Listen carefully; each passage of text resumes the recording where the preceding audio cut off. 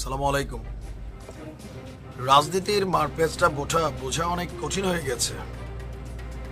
আমরা ছাত্রদেরকে যতটা ছাত্র মনে করছি, বাট তারা কিন্তু রাজনীতিবিদদের বাপ।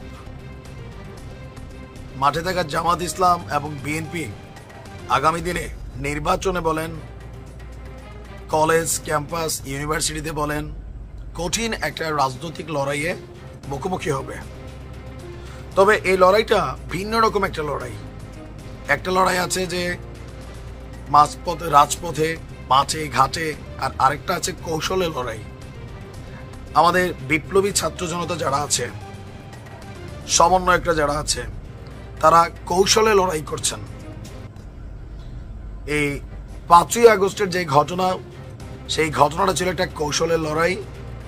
এরপর মাঠে থাকা রাজনৈতিক যে বৃহত্তর দলগুলো আছে, তাদের বিরুদ্ধে আরেকটা কৌশলী লড়াই এবার সাবেক সমন্বয়কদের।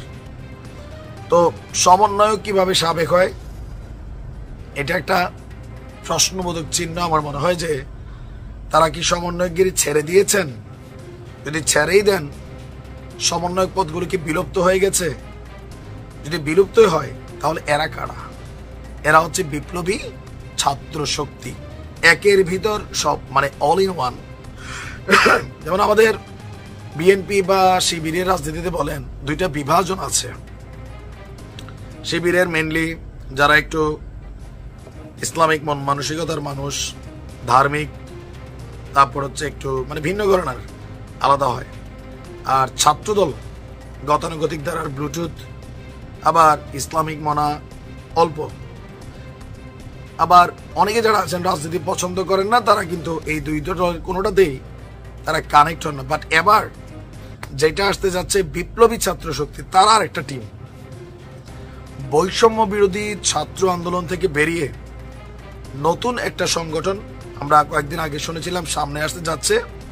আর অলরেডি এই সংগঠনের নাম, অ্যাক্টিভিটিস, আত্মপ্রকাশ সবকিছু ফাইনাল।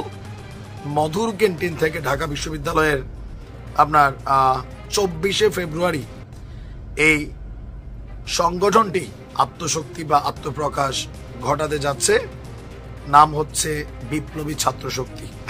একদম ফাইনাল না, বাট মোটামুটি ফাইনালি। আত্মপ্রকাশের দিনই 251 সদস্য বিশিষ্ট একটা কমিটি ঘোষণা হবে। আর কেন্দ্রীয় নেতৃত্বে নির্বাচন, দলের নাম সহ বিভিন্ন বিষয় আপনার এখনো আলোচনায় আছে। তো আমরা দেখছি যে আপনার রুদ্ধতার আলোচনা চলছে। শীর্ষ পদে কোন নেতারা থাকবেন তা নিয়েও আলোচনা সমঝোতা হচ্ছে। তবে এখানে তাদের বক্তব্য যে